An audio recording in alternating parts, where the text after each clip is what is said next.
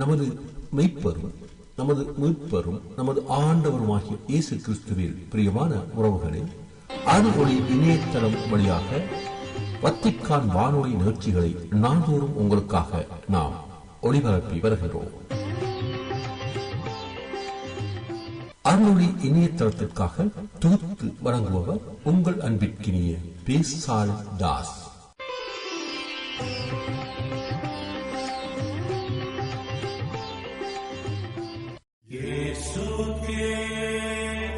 லவ்தேத்தூர் இயேசுஸ் கிறிஸ்துஸ். இயேசு கிறிஸ்துவுக்கு புகழ். தமிழ் கூறும் நல் உலகில் வாழும் அனைத்து அன்பு உள்ளங்களுக்கும் வத்திக்கான் வானொலியின் வணக்கம். இறைவன் உங்கள் உள்ளத்தையும் இல்லத்தையும் தன் அன்பாலும் அருளாலும் அமைதியாலும் இன்றும் என்றும் நிரப்புவாராக. வத்திக்கான் வானொலி இன்று உங்களுக்கு வழங்குபவை: திருத்தந்தையின் ஆப்பிரிக்க நாடுகளுக்கான திருத்துது பயணத்தின் முதல் நாள் நிகழ்வுகள். ஏப்ரல் 13ஆம் நாள் இன்று திங்கட்கிழமை தொடங்குகிறார். இன்று காலை ரோமை நேரப்படி 9 மணிக்கு ஃபிமிசுனோ சர்வதேச விமான நிலையத்திலிருந்து புறப்பட்டு அல்ஜீரியாவின் தலைநகரான அல்ஜியர்ஸின் ஹவாரி பூமேடியன் சர்வதேச விமான நிலையத்திற்கு அல்ஜீரிய நேரப்படி காலை 10 மணிக்கு செல்கிறார்.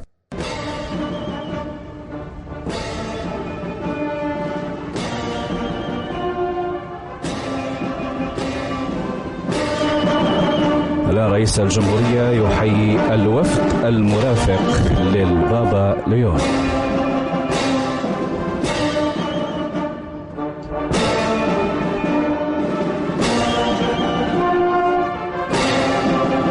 رئيس الجزائر يصافح مستقبليه من كبار المسؤولين في الدولة. هي أيضا زيارة تاريخية، زيارة للتقارب والحوار والتعايش السلمي، زيارة لها من الثقل الوازن. فالبابا ليون يزور إفريقيا عبر قلبها النابض وجسرها الرابط بين الضفتين، يحل بالجزائر الشريك الإقليمي الذي يلتقي مع الجميع ويجلس للجميع ويحامر جميع الفاعلين الدوليين. بلد محوري يمضي بقيم ورؤى تجنح للسلم والسلام وتسعى في كل الاتجاهات لتسوية النزاعات العالمية.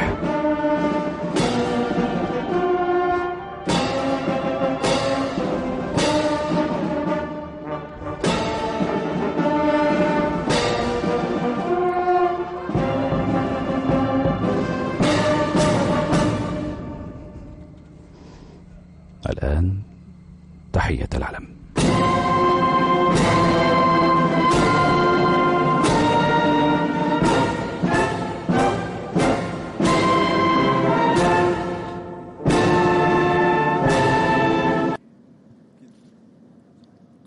Buongiorno a tutti. Welcome aboard. Happy to greet you all this morning. Dico una parola subito che questo viaggio, che è molto speciale per diverse ragioni, doveva essere il primo viaggio del pontificato. Già l'anno scorso, nel mese di maggio, avevo detto il primo viaggio vorrei fare un viaggio in Africa. Altri subito hanno suggerito Algeria per Sant'Agostino, come sapete, e infatti sono molto contento di visitare di nuovo la terra di Sant'Agostino. Sant'Agostino poi che offre un ponte molto importante nel dialogo interreligioso. È molto amato nella sua terra, come vedremo, e allora l'opportunità di visitare i luoghi della vita di Sant'Agostino, dove lui era vescovo nella città di Pona, Annaba oggi, è veramente una benedizione anche per me personalmente, ma credo anche per la Chiesa e per il mondo, perché dobbiamo cercare sempre ponti per costruire la pace e la riconciliazione.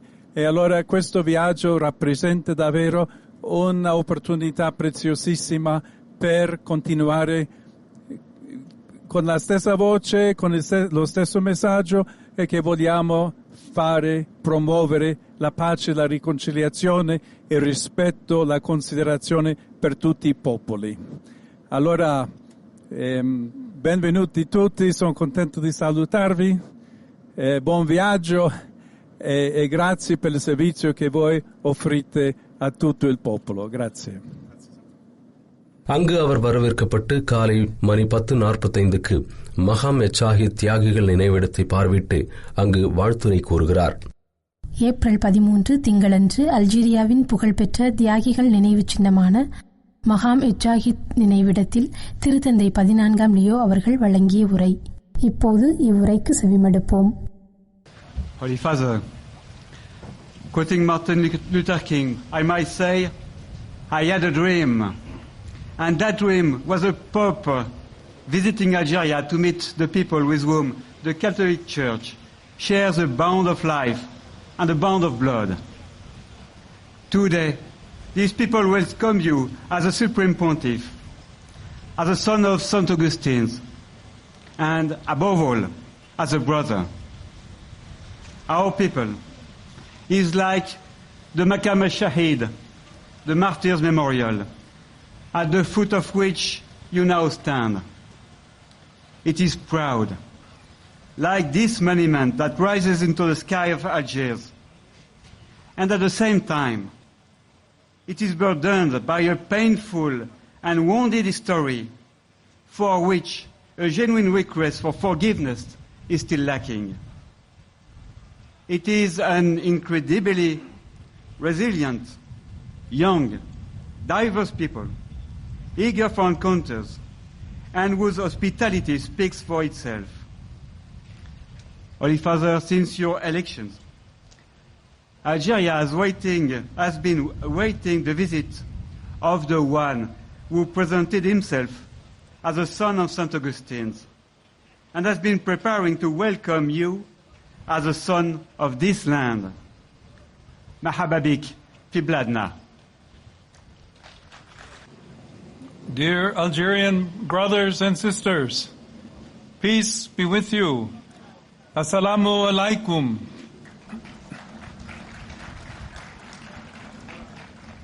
I give thanks to God for giving me the opportunity to visit your country as the successor of the Apostle Peter, after having already done so twice as a spiritual son of St. Augustine. However, I stand before you first and foremost as a brother who is delighted to be able to renew through this meeting the bonds of affection that bring our hearts closer together. அன்புள்ள அல்ஜீரிய சகோதர சகோதரிகளே, உங்களுக்கு அமைதி உண்டாகட்டும். திருத்தூதர் பேதுருவின் வழித்தோன்றலாக தற்போது மீண்டும் உங்கள் நாட்டிற்கு வருகை தரும் வாய்ப்பை வழங்கிய இறைவனுக்கு நான் நன்றி கூறுகிறேன். அனைத்திற்கும் மேலாக ஒரு சகோதரனாக நான் உங்களிடம் வருகிறேன். நம்மை ஒன்றிணைக்கும் அன்பின் பிணைப்பை புதுப்பிப்பதில் நான் பெருமகிழ்ச்சி அடைகிறேன். உங்களிடம் நான் வலிமையான மற்றும் துடிப்பான மக்களை காண்கிறேன். விருந்தோம்பல், சகோதரத்துவம் மற்றும் ஒன்றிப்பு ஆகிய விழுமியங்களுக்காக நீங்கள் பெயர் பெற்றவர்கள். இந்த விழுமியங்களே உங்கள் கூட்டு வாழ்க்கைக்கு வலிமையையும் இதமான அன்பையும் அளிக்கின்றன. Algeria is a great country with a long history rich in traditions dating back to the time of St. Augustine and well before. It is also a painful history marked by periods of violence. Yet, precisely thanks to the nobility of spirit that characterizes you, which I sense is alive even here and now, you have been able to overcome these trials with courage and integrity. Our presence here at this monument pays tribute to this history of Algeria and to the very spirit of a people who fought for the independence, dignity, and sovereignty of this nation. In this place, let us remember that God desires peace for every nation, a peace that is not merely an absence of conflict, but one that is an expression of justice and dignity.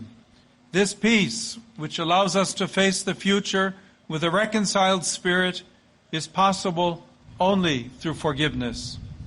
The true struggle for liberation will be definitely won only when peace in our hearts has finally been achieved. I know how difficult it is to forgive. However, as conflicts continue to multiply throughout the world, we cannot add resentment upon resentment, generation after generation. The future belongs to men and women of peace. In the end, justice will always triumph over injustice, just as violence, despite all appearances, will never have the last word. In this land, where cultures and religions intersect, mutual respect is the path that enables everyone to walk together. Algeria ஒரு சிறந்த நாடு. அது உன்னதமான மரபுகளால் செதுக்கப்பட்ட செழுமையான மற்றும் பழமையான வரலாற்றை கொண்டது. அதே வேளையில் வேதனையான காலங்களாலும் வன்முறையாலும் பாதிக்கப்பட்ட ஒரு வரலாற்றையும் அது சுமந்து நிற்கிறது. இருப்பினும் உங்கள் துணிச்சலாலும் நேர்மையாலும் இந்த சோதனைகளை நீங்கள் கடந்து வந்திருக்கிறீர்கள். உங்கள் மீண்டெழும் பண்பு மாண்பிற்கும் ஒன்றிப்பிற்கும் ஒரு வலிமையான சாட்சியாக திகழ்கிறது. இந்த இடத்தில் சுதந்திரத்திற்காகவும் இறையாண்மைக்காகவும் போராடியவர்களை நாம் நினைத்து பார்த்து அவர்களுக்கு மரியாதை செய்கிறோம். அவர்களது நினைவு நமக்கு ஒன்றை நினைவூட்டுகிறது. உண்மையான அமைதி என்பது வெறும் மோதல்கள் இல்லாத நிலை மட்டுமல்ல, மாறாக அது நீதி, மாண்பு மற்றும் மன்னிப்பு ஆகியவற்றின் கனியாகும். மன்னித்தல் என்பது கடினமான காரியம் என்றாலும், வெறுப்புணர்ச்சி என்னும் தீய சக்தியை உடைத்து ஒரு சமாதானமான எதிர்காலத்தை கட்டியெழுப்ப வேண்டுமானால் அது மிகவும் அவசியமானதாகும். எதிர்காலம் அமைதியை தேர்ந்தெடுப்பவர்களுக்கே சொந்தமானது. இறுதியில் நீதியே வெல்லும். வன்முறை ஒருபோதும் கடைசி வார்த்தையாக இருக்காது. பல்வேறு பண்பாடுகளும் நம்பிக்கைகளும் இணையும் இந்த நாட்டில் ஒருவரையொருவர் மதித்து நடப்பதே நாம் முன்னேறிச் செல்வதற்கான சிறந்த பாதையாகும். அல்ஜீரியா உலக அரங்கில் உரையாடலுக்கும் நிலைத்தன்மைக்கும் என்றும் ஒரு கலங்கரை விளக்கமாக திகழட்டும். ஒவ்வொரு நாடும் தனக்கே உரிய தனித்துவமான பாரம்பரியத்தை கொண்டுள்ளது. அல்ஜீரியா நாடு நம்பிக்கை, கலாச்சாரம் மற்றும் வரலாறு ஆகிய ஆசீர்வாதங்களால் செழுமையாக நிரம்பியுள்ளது.